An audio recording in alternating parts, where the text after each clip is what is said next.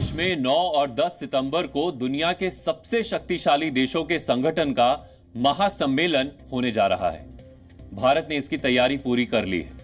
यह पहली बार है जब भारत इस महासम्मेलन की अध्यक्षता कर रहा है। G20 या ग्रुप ऑफ 20 ऐसे देशों का समूह है जो दुनिया पर बड़ा आर्थिक प्रभाव डालते हैं।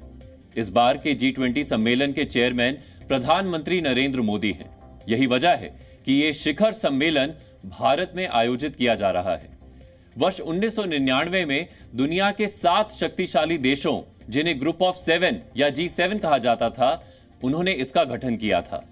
भारत में हो रहा यह सम्मेलन G20 का 18वां सम्मेलन है।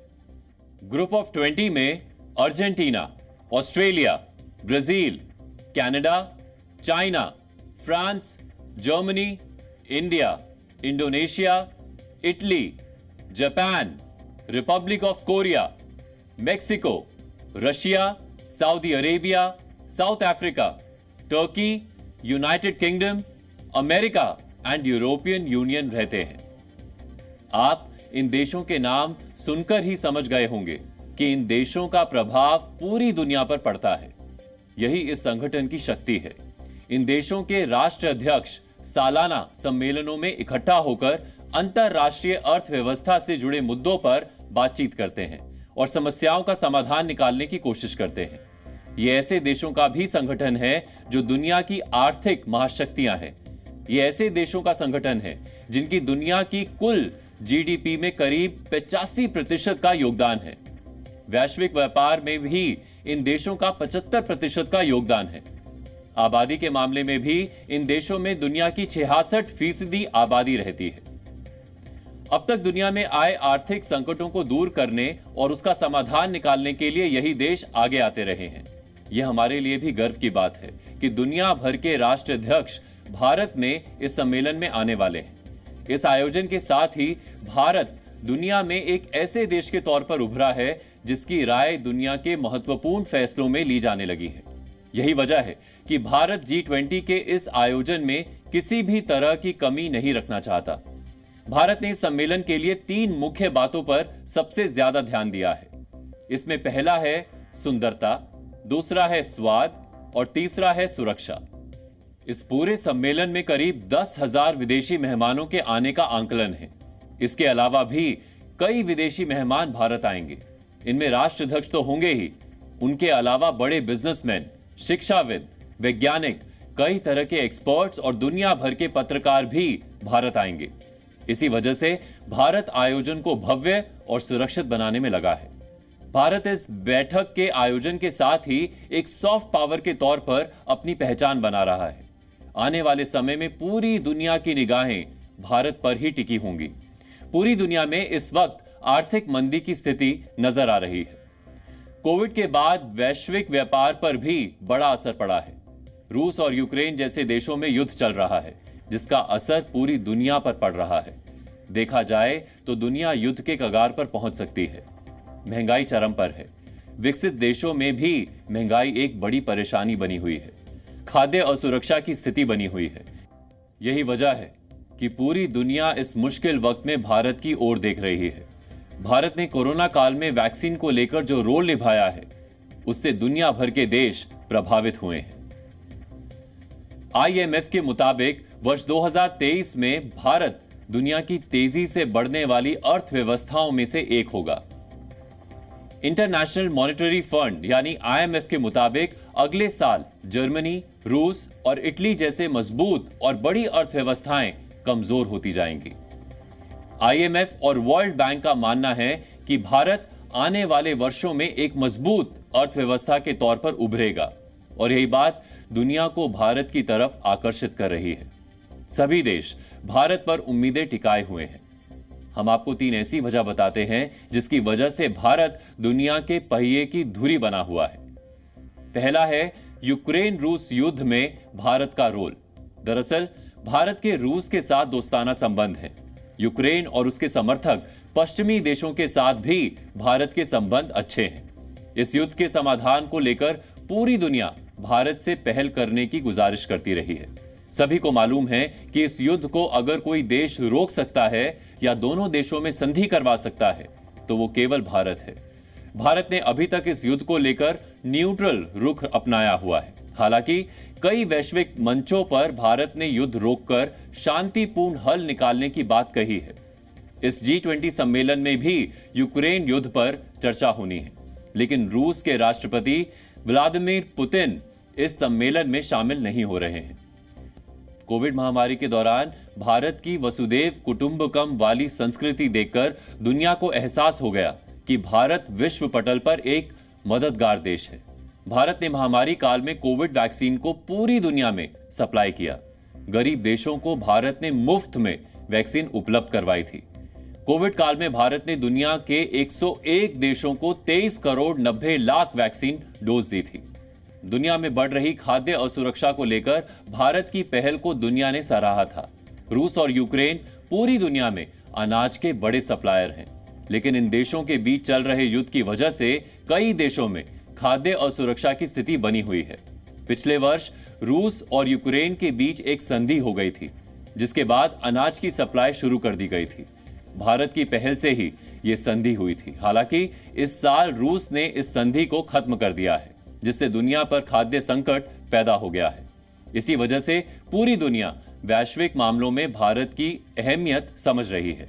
उन्हें यह लगता है कि भारत इस खाद्य संकट को खत्म कर सकता है। भारत भी अपनी मेहमान नवाजी से शक्ति का प्रदर्शन करना चाहता है। तो चलिए हम आपको G20 की तैयारियों पर अपनी एक रिपोर्ट दिखाते हैं।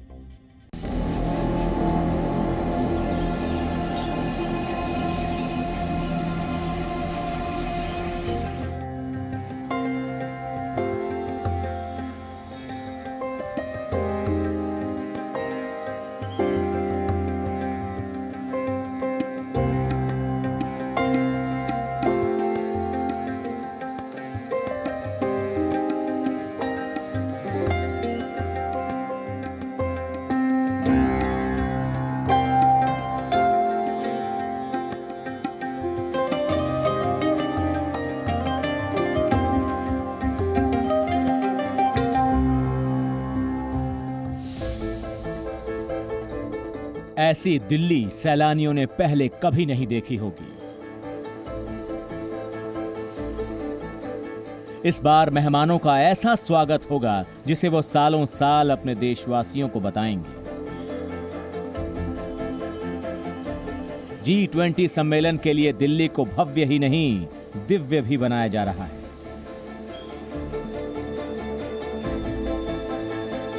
सुंदरता, स्वाद और सुरक्षा का एक ऐसा प्लान तैयार किया गया है जिसमें मेहमानों की आंखें, जुबान और एहसास बेहतरीन हो जाएगा। वैसे तो पूरी दिल्ली को इस आयोजन के लिए तैयार किया गया है, लेकिन मुख्य तौर पर एयरपोर्ट से लेकर विदेशी मेहमानों के होटलों तक दिल्ली को शानदार ढंग से सलीके से सजाया गया है।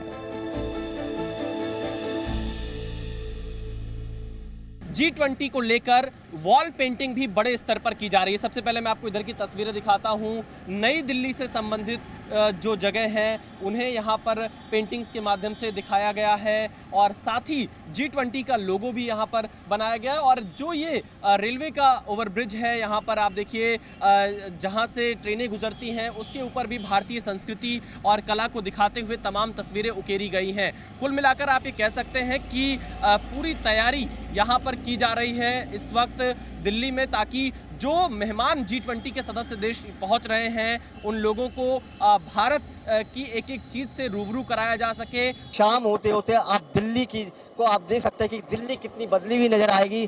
मेरे पीछे देख सकते हैं कोणार्क मंदिर के अंदर जो लगा हुआ चक्र है उसको दिल्ली गेट पर दर्शाया गया है। बाकायदा हमारे जो तिरंगे की जो 3 रंग है उसकी लाइट प्रकाश इस पूरे स्तंभ पर पड़ रहा है। देश की राजधानी दिल्ली में सौंदर्यीकरण का काम किया जा रहा है। कहीं पेंटिंग हो रही है तो कहीं फुहारे लगाए जा रहे हैं और अपना एक अलग आकर्षण यहाँ पर देखने को मिलता है, क्योंकि जब लोग शाम को यहाँ पर निकलेंगे तो लाइटिंग का अलग यहाँ पर प्रभाव देखने को मिलता है।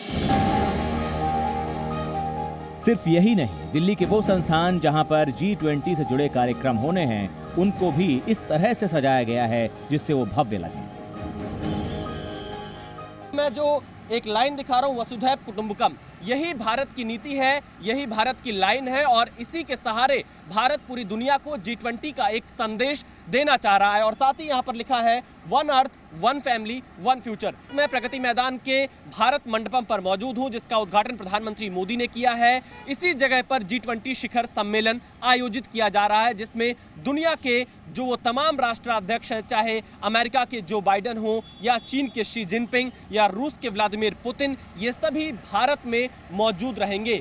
G20 के सदस्य देश इस कार्यक्रम में हिस्सा ले रहे हैं। इसके अलावा 9 देश ऐसे हैं जिन्हें मेहमान देश के तौर पर इस कार्यक्रम में आमंत्रित किया गया है। इसके अलावा कई ऐसे बड़े संगठन हैं, वर्ल्ड बैंक समेत, जिन्हें G20 शिखर सम्मेलन में बुलाया जा रहा है। इसके लिए भारत पूरी तरह से तैयार है और हर एक कदम पर भारत ने तैयारियां कर ली हैं। यहाँ पर अगर आप देखें तो पूरी तरीके से दिल्ली को सजाया जा रहा है ताकि अपनी मेहमान नवाजी का जो तोहफा है वो हम जो आने वाले मेहमान हैं उनको दिखा सके। अलग अलग किस्म के पेड़ पौधों के साथ जितनी भी दीवारें हैं उन्हें रंगा गया है, लाइटों से सजाया गया है। रात को यहाँ का नज़ारा देखते ही बनता है। साफ़ सुथरी सड़कें हैं और हर जगह ये लिखा हुआ है कि भारत जिस सोच पे काम करता है उसे वसुधैव कुटुंबकम कहा जाता है। G20 सम्मेलन के लिए दिल्ली की सजावट ही नहीं, दिल्ली के स्वाद को भी मेहमानों के जुबान पर चढ़ाने की पूरी तैयारी हो गई है। खास बात यह है कि इस बार विदेशी मेहमानों को भारत के वेजिटेरियन फूड का स्वाद चखाया जाएगा। इस बार के मेन्यू में कश्मीर से लेकर कन्याकुमारी तक अलग अलग राज्यों के प्रसिद्ध पकवान परोसे जाएंगे। यही नहीं, भारत आने वाले विदेशी पत्रकारों को भी इस बार वेजिटेरियन खाना ही परोसा जाएगा। हो सकता है कि नॉन वेजिटेरियन लोगों को लगे कि उनका स्वाद खराब हो सकता है, लेकिन ये तस्वीरें देखने के बाद आप शायद अपना इरादा बदल लें।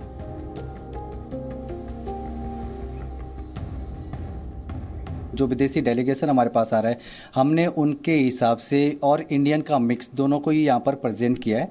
जैसे कि अगर आप देखेंगे इस टेबल पे हमारे इंडियन कंपोनेंट के साथ में वेस्टर्न भी चीज़ें, और जैसे कि हमारे प्राइम मिनिस्टर मोदी ने बोला है कि आप मिलेट्स पे भी जोर डालेंगे, तो काफ़ी चीज़ें एलिमेंट्स अगर आप देखेंगे तो उसमें मिलेट्स भी शामिल है। बहुत सारी स्वीट्स मिलेंगी, जैसे कि उसमें हमारे Indian desert, traditional Indian desert भी है और हमने वेस्टर्न डेजर्ट भी दोनों रखे हुए हैं। हमने थाली की प्रिपरेशन करी है, तो हमारे थाली में 2 थाली, एक वेजिटेरियन थाली है और एक नॉन वेजिटेरियन थाली है। जिन गेस्टों को हमारा नॉन वेज गेस्ट है उनके लिए हमने नॉन वेज प्रिपरेशन किया है। जैसे कि हमारे प्रधानमंत्री ने इस बार international year of the millet celebrate करा हुआ है, तो हम लोग उसके हिसाब से कुछ मेन्यूज में आइटम्स डाले हुए हैं जो कि मिलेट से बने हुए हैं, और प्लस हमारा जो लोकल देसी इंडियन खाना है वो भी है इसके अंदर। जैसे हमने इसके अंदर कढ़ी बनाई हुई है, कढ़ी के अंदर जो पकौड़ी बनी है वो मिलेट की बनी हुई है। हमारे पास और भी ग्रेवीज है, उसके अंदर हमने बेस में जो उसका पेस्ट यूज़ करा वो मिलेट का यूज़ करा हुआ है। इवन हमारी जो डेजर्ट बनी हुई है वो भी मिलेट की हैं। जैसे हम लोग ने रागी के लड्डू बना रखे हुए हैं, यहाँ पे बाजरे की खीर बना रखी है, ये सारी चीज़ें मिलेट की हैं। प्लस हमारा जो रेगुलर इंडियन खाना है वो भी इसके साथ है। सजावट और स्वाद का ख्याल रखने के अलावा भारत को चिंता है विदेशी मेहमानों की सुरक्षा को लेकर। वो किसी भी हाल में अपने मेहमानों पर आंच नहीं आने देना चाहता है। इसीलिए सुरक्षा बल पिछले कुछ समय से लगातार मॉक ड्रिल करते चले आ रहे हैं। आज मॉक ड्रिल की कुछ तस्वीरें सामने आई। इसमें होटल की छत पर हेलीकॉप्टर से कमांडोज को उतारा गया। इस तरह की मॉक ड्रिल का मकसद खराब हालात में मेहमानों को सुरक्षित बचाने की प्रैक्टिस है। G20 समिट की सिक्योरिटी के लिए लगातार Delhi police, paramilitary forces, NSG की टीम में प्रैक्टिस कर रही हैं। कारकेड की प्रैक्टिस की जा रही है कि जिस तरीके से जो वीआईपीज आएंगे, जो राष्ट्राध्यक्ष आएंगे, उनके काफिले की कैसे सिक्योरिटी होगी। कई स्टेट से बुलेट प्रूफ गाड़ियाँ भी मंगाई गई हैं, और अगर आप हमारे पीछे देखें तो इस तरीके से जो कारकेड की सिक्योरिटी के लिए यहाँ पर खास प्रिपरेशन की जा रही है। पैरामिलिट्री फोर्सेस के यहाँ जवान हैं। इसके साथ ही अगर दूसरी तरफ देखें तो हेलीकॉप्टर लगातार यहाँ पर आसमान में दिख रहे हैं आपको, और हेलीकॉप्टर से MI-17 ये इंडियन एयरफोर्स का हेलीकॉप्टर है जिसको प्रैक्टिस कराई जा रही है। जो दिल्ली के होटल्स हैं, उन होटल्स के ऊपर जो हेलीपैड बने हैं उन पर कैसे लैंड कराया जाना है। G20 सम्मेलन के दौरान दिल्ली को नो फ्लाई जोन बना दिया गया है। भारतीय वायुसेना के fighter jet stand by mode में रहेंगे, यानी वो तुरंत हमला करने की स्थिति में रहेंगे। वायुसेना की तैयारी दिल्ली के आसमान को पूरी तरह से अभेद बनाने की। वो किसी को भी दिल्ली के आसमान पर उड़ान भरने की इजाजत नहीं देंगे। वायुसेना किसी तरह के ड्रोन या यूएवी को उड़ान भरने नहीं देगी।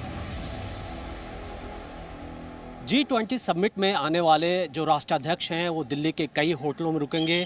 देखें तो होटलों की सिक्योरिटी के लिए भी खास इंतजाम किए जा रहे हैं। यहाँ इस वक्त दिल्ली पुलिस और ट्रैफिक पुलिस के यहाँ जवान, अगर आप देखें तो लगातार यहाँ पर जो भी गाड़ियाँ आएंगी उन गाड़ियों की बाकायदा सिक्योरिटी चेक होगी।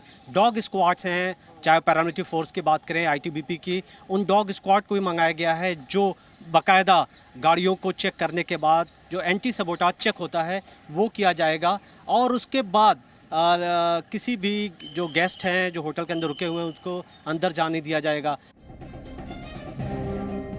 मेहमानों के सभी एयरक्राफ्ट्स को दिल्ली एयरपोर्ट पर ही रखा जाएगा। यहीं पर खास इंतजाम किए गए हैं। हालांकि कुछ खास मेहमानों के लिए पालम एयरफोर्स स्टेशन पर अलग से इंतजामात किए गए हैं। यहाँ की सुरक्षा इंडियन एयरफोर्स देख रही है। यही नहीं, मेहमानों की गाड़ियों को पूरी तरह से बुलेट प्रूफ बनाया गया है। इन गाड़ियों को चलाने के लिए सुरक्षा कर्मियों को विशेष ट्रेनिंग दी गई है। दरअसल ज्यादातर गाड़ियां लेफ्ट हैंड ड्राइव हैं, जबकि भारत में राइट हैंड ड्राइव गाड़ियां चलती हैं। G20 समिट की सुरक्षा में दिल्ली पुलिस, NSG के अलावा सेना और पैरा मिलिट्री फोर्सेस को भी लगाया गया है। जिन होटलों में मेहमान रुकेंगे और जिन जगहों पर कार्यक्रम आयोजित होंगे वहां पर खास स्नाइपर्स की तैनाती भी की जाएगी। दिल्ली से मनीष और विशाल पांडे के साथ ब्यूरो रिपोर्ट, जी मीडिया। G20 समिट की तैयारियों और मुद्दों को लेकर हमने बात की G20 के शेरपा अमिताभ कांत से। जिन लोगों को शेरपा के विषय में नहीं पता है उन्हें बता दें कि G20 समिट के दौरान राष्ट्राध्यक्षों की ओर से एक प्रतिनिधि चुना जाता है जो इन बैठकों की प्लानिंग करता है। उन्हें शेरपा कहा जाता है।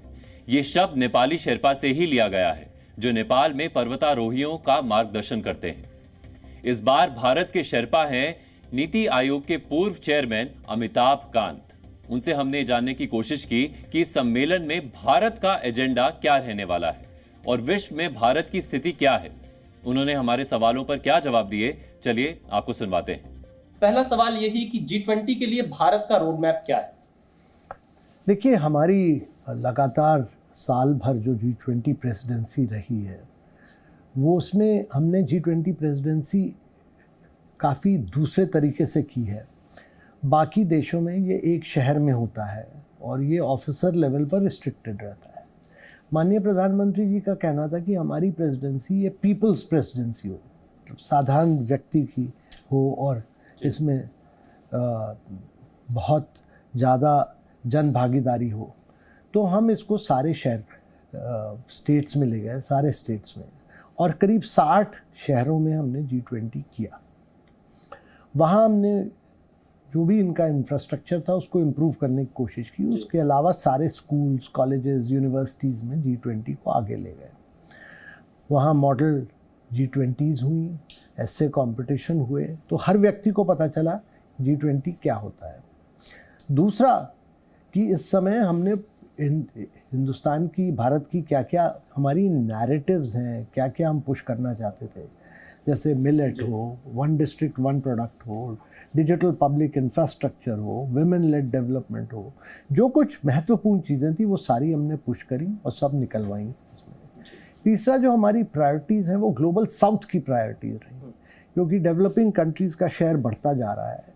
तो जब ये G20 शुरू हुआ तो voice of global south summit हुई।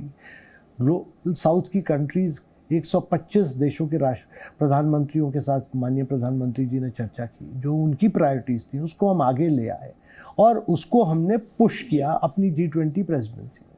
तो हमारी G20 प्रेसिडेंसी बड़ी विभिन्न रही और बाकी देशों के हिसाब से हम लोगों ने अपनी G20 प्रेसिडेंसी में पूरे देश को इन्वॉल्व किया। खास तौर पे क्या तैयारियां आप लोगों के स्तर पर की जा रही है, क्योंकि राष्ट्राध्यक्ष मौजूद रहेंगे G20 के और तमाम उनकी डेलीगेशन के लोग मौजूद रहेंगे। कितनी तैयार है दिल्ली और भारत की तैयारी क्या है? देखिए, तैयारी में कई चीज़ें होती हैं। पहला कि लीडर्स जब आते हैं तो एक स्टेटमेंट निकलता है, उसके पीछे बड़ी मेहनत होती है, तो एक तो वो है जी। दूसरी तैयारी कि आप उसको, उसमें जो चर्चा होती है उसका कंटेंट पे चर्चा होती है, उस पे डिस्कशन होता है। तीसरी चीज़ जो कि जब दिल्ली में आते हैं तो उनकी सिक्योरिटी और ट्रैफिक बंदोबस्त और फिर आगे चल के इनको रिसेप्शन देना और हमारे जो समिट के अरेंजमेंट्स हैं और भारत मंडपम के अरेंजमेंट, वो सारे, तो सब चीज़ों पे हम लोग काम कर रहे हैं और अच्छी तरह काम कर रहे हैं और मेरे विचार से हमारा प्रिपरेशन अच्छा चल रहा है। जो लोग यहाँ पर पहुँचेंगे, क्योंकि मैं तैयारियों के बारे में थोड़ा आपसे जानना चाह रहा हूँ, क्या वो सिर्फ भारत मंडपम तक ही जाएंगे या कुछ और भी कार्यक्रम रखे गए हैं, कुछ और एंगेजमेंट हैं? नहीं, वो लोग तो सब बिजी रहेंगे G20 की मीटिंग में। कई लोग अपनी वाइफ्स के साथ आते हैं, कई लोग अपने हस्बैंड्स के साथ आते हैं, तो स्पाउसेस का एक अलग प्रोग्राम बनता है, वो बना है। और उसके अलावा तो हमारी G20 की समिट होती है, समिट में ही मेहनत करनी पड़ती है और ये बिजनेस लाइक रहता है बहुत। इसमें घूमना फिरना कम और काम ज़्यादा होता है, तो वही काम पे लगे हैं सब। लेकिन भारत की जो कला है, संस्कृति है, जिसका जिक्र प्राइम मिनिस्टर हर बार करते हैं, वो भी तो थोड़ा आप दिखाएंगे। उसमें हम लोग अपने देश का डिजिटल पावर दिखाना चाहेंगे और वो काफ़ी महत्वपूर्ण तरीके से जो हम लोगों ने डिजिटल पब्लिक इंफ्रास्ट्रक्चर में किया है वो दिखाएंगे। अच्छा, भारत मंडपम में हमारा फोकस ज़्यादातर रहेगा डिजिटल उसमें, और समिट के समय कि कैसे इंडिया ने प्रोग्रेस की है, कैसे प्रगति की है, वो सब। इंडोनेशिया का आपने जिक्र किया, वहाँ पर पीएम ने ये अपने बयान में कहा था कि बुद्ध और गांधी की धरती पर G20 के नेता जब मिलेंगे तो हम दुनिया को शांति का एक मजबूत पैगाम देंगे। क्या कहना है आपका? वो तो हम देंगे, हमारी थीम ही यही है, one earth, one family, one future. इसके आगे पीछे तो सारी चर्चा हुई है और यही थीम पर चर्चा होगी। जब लीडर्स समिट होगी तो इसी थीम पर चर्चा होगी जी। और सारा डेवलपमेंटल स्ट्रैटेजी जो है वो वसुधैव कुटुंबकम पे ही है कि हमारी पॉलिटिकल आइडियोलॉजी अलग हो, हमारे ज्योग्राफिकल डिफरेंसेस अलग हों, पर हम सब एक कॉस्मोस से आए हैं, इसलिए हम सबको मिलके आगे दुनिया को ले जाना है। G20 सम्मेलन केवल एक विश्व स्तरीय आयोजन नहीं है, बल्कि ये दुनिया की महाशक्तियों की एक ऐसी बैठक है जो विश्व का भविष्य तय करती है। अगर ये बैठक भारत में हो रही है तो मानकर चलिए कि भारत पर टेढ़ी नजर रखने वाले देश भी हमारी शक्ति देखकर ठिठक गए होंगे। इस बैठक को लेकर एक खबर यह भी आ रही है कि चीन के राष्ट्रपति शी जिनपिंग इस सम्मेलन से दूर रह सकते हैं। अक्साई चिन में चीन के नए सैन्य ठिकानों और नए नक्शे को लेकर जो विवाद हुआ है वो शी जिनपिंग के ना आने की एक वजह हो सकता है। अभी तक तो 2 देशों के राष्ट्राध्यक्ष इस बैठक से दूर रह सकते हैं, जिसमें एक व्लादिमीर पुतिन है और दूसरे शी जिनपिंग।